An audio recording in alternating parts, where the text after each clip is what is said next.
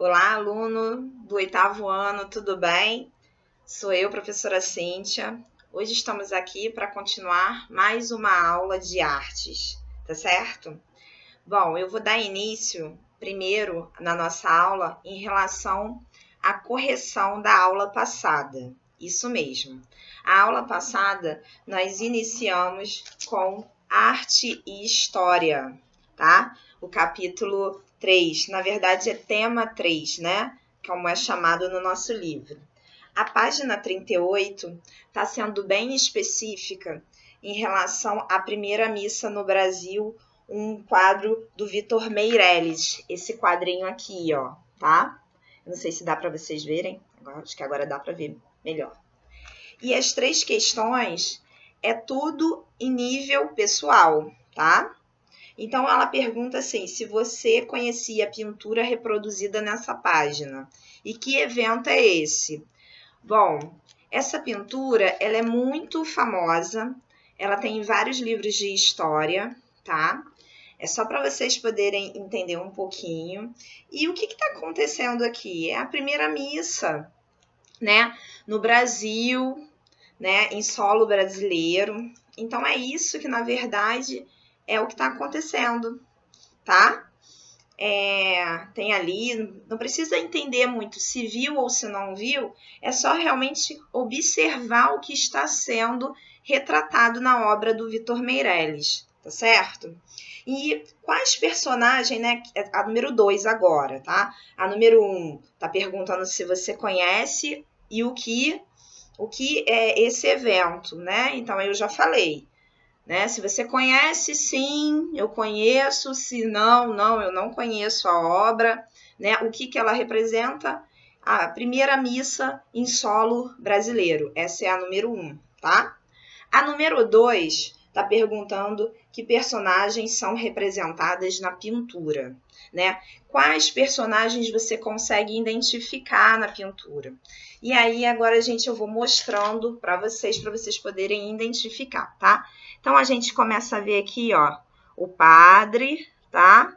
Ali perto da cruz, né? Os sacerdotes.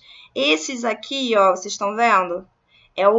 São os guardas portugueses, né? Da guarda portuguesa, são os guardas. Esses aqui são os índios, né? Aqui também tem os franciscanos, né? A gente consegue identificar pela roupa, pela vestimenta, tá certo?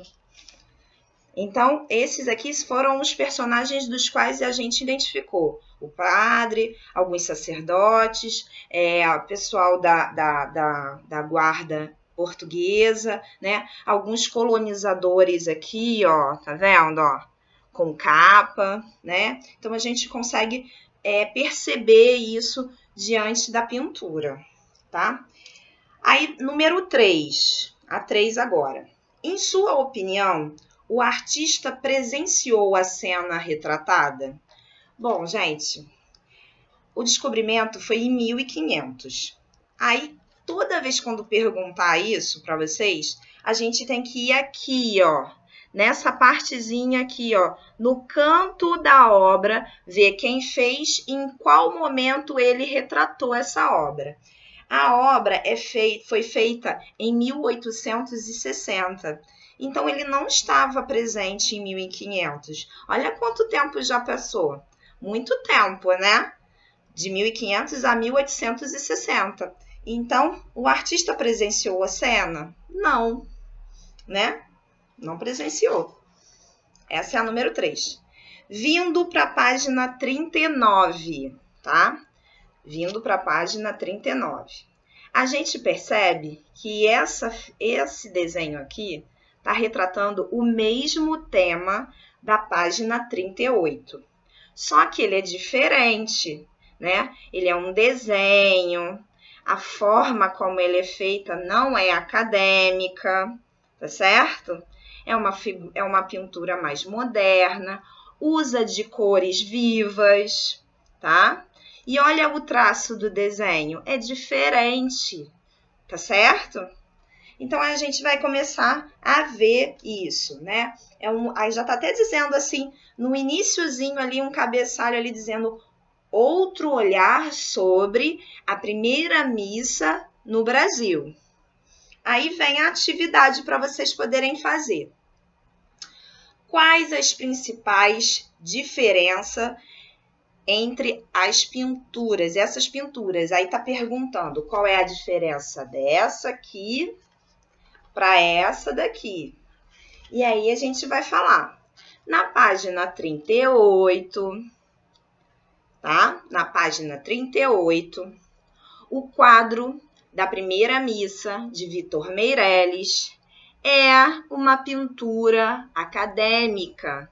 Mostra por proporção, certo? Pinturas, né? A gente pode falar de sombreados, misturas de tinta, ok? Na página 39, o desenho do Glauco já é um desenho, né, mais moderno, tá certo? E aí vocês coloquem com cores vivas, com tudo aquilo que eu já tinha falado para vocês, tá? Então, a diferença de um para o outro é que um é uma arte acadêmica e o outro é uma arte moderna, com cores mais vivas, ok? Certo? Qualquer coisa, se tiver dúvida, volta ao vídeo e vê novamente. A B está perguntando que personagem não fazia parte da pintura do Vitor Meirelles e foram inseridos no Glauco, né, em sua interpretação de Primeira Missa no Brasil. E qual seria a intenção do artista ao inseri-lo, né? Então, aqui a gente tem os índios. Os índios participam também nesse daqui, certo? Tem índio aqui e tem índio aqui. Temos animais? Vamos ver se a gente tem animal aqui.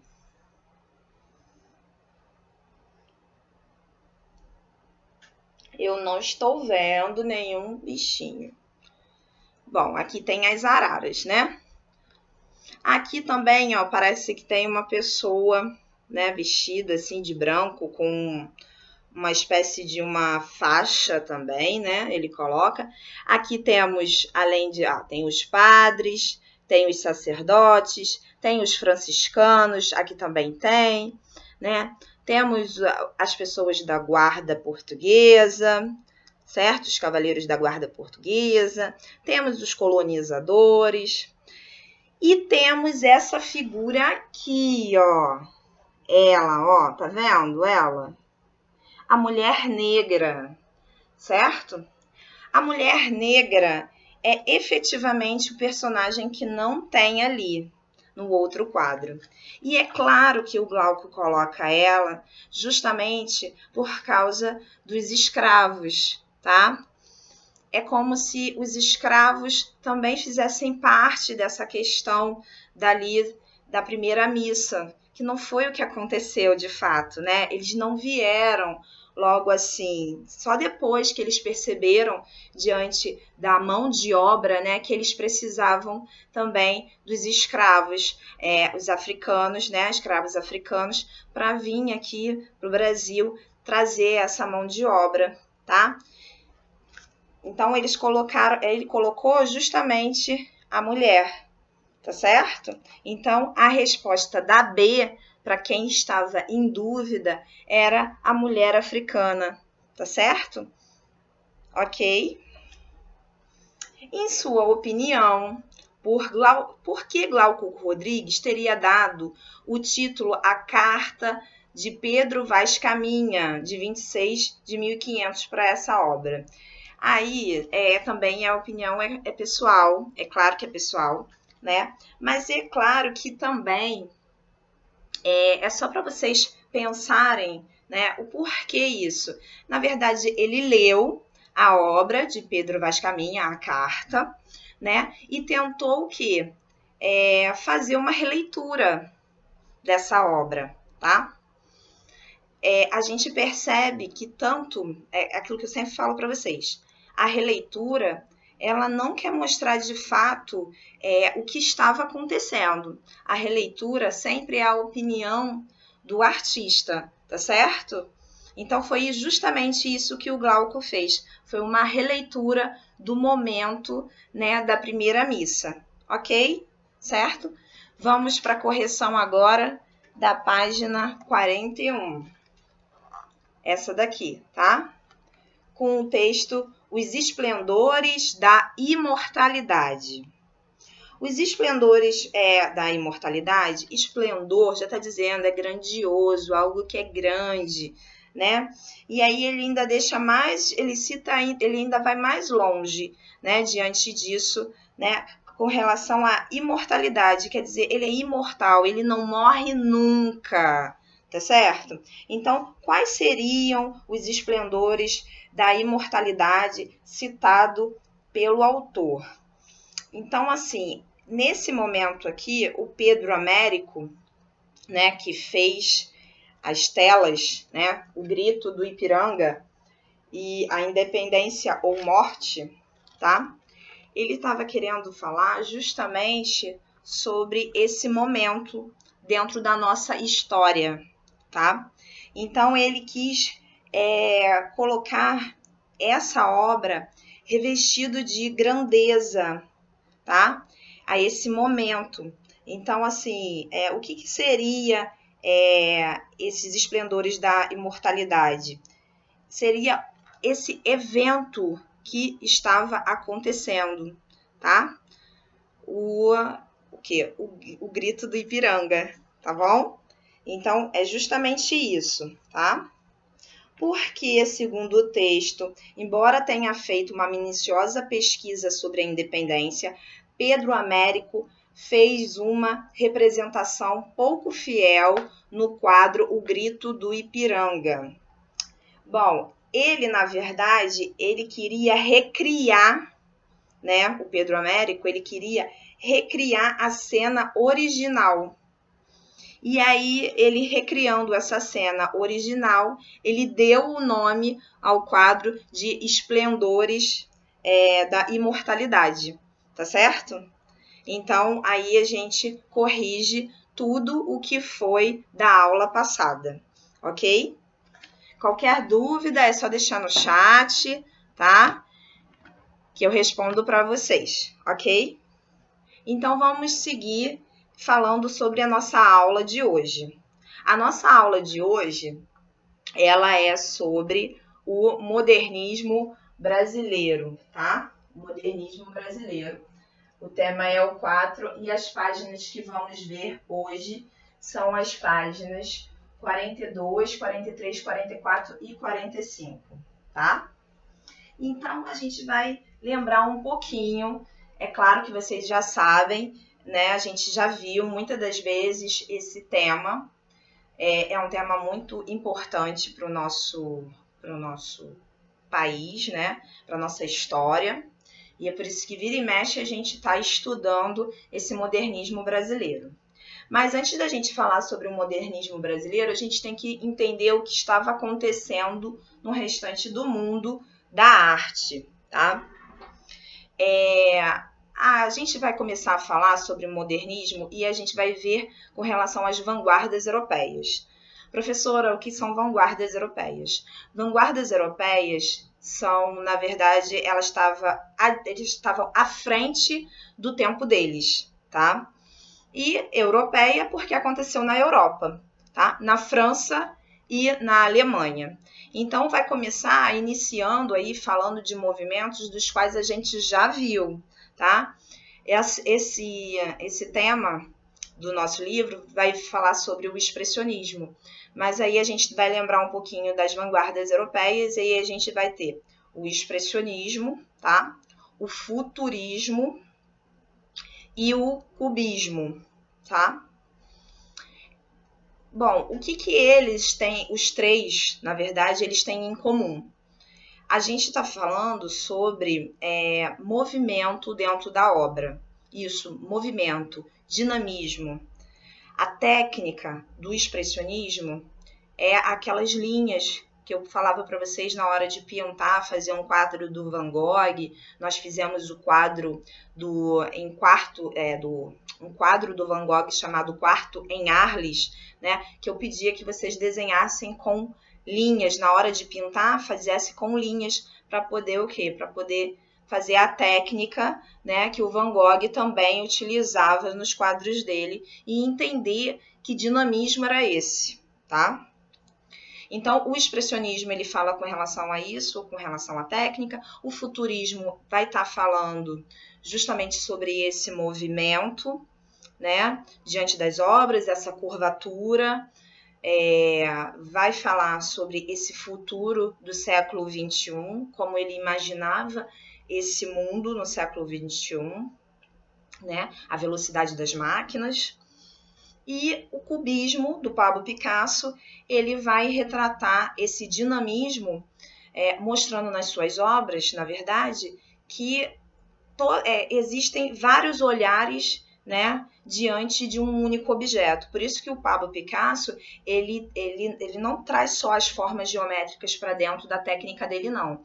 Mas ele mostra principalmente esse olhar dinâmico diante das obras. Por isso que a gente vê, né, o rosto, quando ele faz, do Pablo Picasso, é sempre muito quadrado, a orelha nunca está aqui, né, ela está em cima da cabeça. É como se ele pegasse o nosso rosto, né, que tem uma forma cilíndrica, e colocasse, né, ele aberto em um plano, tá? E é por isso que a gente vê tudo em formas geométricas, tudo quadrado, meio irracional, tá certo? Então é diante disso. Diante de todas essas coisas que estavam acontecendo no mundo, né, algumas pessoas que tinham poder aquisitivo, né, tinham dinheiro para estudar, né, foram para fora, foram para a Europa, que foi o caso da Anita Malfatti, né, que é da nossa aula de hoje.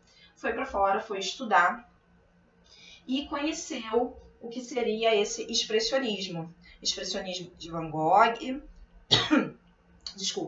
expressionismo de Van Gogh, expressionismo de Edvard Munch, né, com o Grito, que é o primeiro quadro expressionista, e ela se apaixona por esse estilo, tá? Ela retorna ao nosso país, já influenciada pelo estilo, e aí ela começa a fazer as suas obras. Obras essas que falavam muito, né, sobre a população brasileira. Porque até então nós estávamos ainda no estilo acadêmico, né, no estilo clássico da relação da arte. Então a Anita Malfatti, né, é uma das percursoras dessa arte moderna vinda, né, para o nosso país. Esse novo olhar, essa nova busca da arte, tá? E aí a gente percebe aqui, a gente vê essa primeira obra aqui, que é a Tropical, que é uma obra da Anita Malfatti. Ela coloca pessoas populares, sim, né? Uma mulher do campo ali, fazendo uma colheita, parece, né? Também pode parecer também que ela está vendendo as frutas. Enfim, depende da análise de cada um, tá? E aí a gente percebe dentro da mistura, né, que não existe, na verdade ela usa bastante o verde, né, diante da obra, até mesmo na pele da moça, né? E a gente começa a perceber nos quadros dela, né, com o homem amarelo, né, que esse expressionismo, esse movimento da arte, não existe uma lógica. Na verdade, a pessoa não precisa ser pintada de acordo com o tom da sua pele, e sim da forma como eu sinto, né? Como eu vejo. Porque o expressionismo, que está sempre ligado à expressão, a sentimento, tá? Ele não tem ligação com lógica, tá certo? E é claro que aqui a gente vai estar falando, né, nessa segunda página, a gente vai estar falando de uma pessoa que, na época, criticou muito Anita Malfatti, que foi o Monteiro Lobato, tá? Monteiro Lobato, aquele mesmo do criador do Sítio do Pica-Pau Amarelo. Ele dizia que, na verdade, Anita Malfatti, ela não trouxe algo de novo, e sim, ela estava copiando, né, um estilo de arte americano. Ela não trouxe nada de novo para o nosso país. E aí ela foi muito criticada por ele, né? Só que nessa crítica as pessoas tiveram curiosidade e ela realmente caiu na graça das pessoas e as pessoas gostaram da arte da Anita Malfatti e aí passaram a ir ver os seus quadros, tá? Então a gente vê justamente isso, mas a gente já estudou também sobre isso, tá bem importante a gente retratar. Aqui na página 44, ele vai estar falando sobre as influências desse expressionismo e outras pessoas, né, que também foram influenciadas pelo tema, tá? Aí ele vai mostrar aqui esse franze em uma cadeira entalhada, de Ernest, tá? E aí a gente pode observar as cores, que não correspondem nem um pouco com a realidade, né? As formas são bem simplificadas, tá certo? A representação é deformada, tá bom? Ok? Aí vocês vão fazer esse daqui, vai perguntar que característica do expressionismo pode ser observada. A gente vai fazendo com calma, tá? Para ver como é que vai ficar. A página 45 fala de a temperatura das cores. Bom, a gente já viu sobre isso, a gente já estudou ao longo dos nossos... A gente está no 8º, né? Tem 3 anos que vocês estão comigo.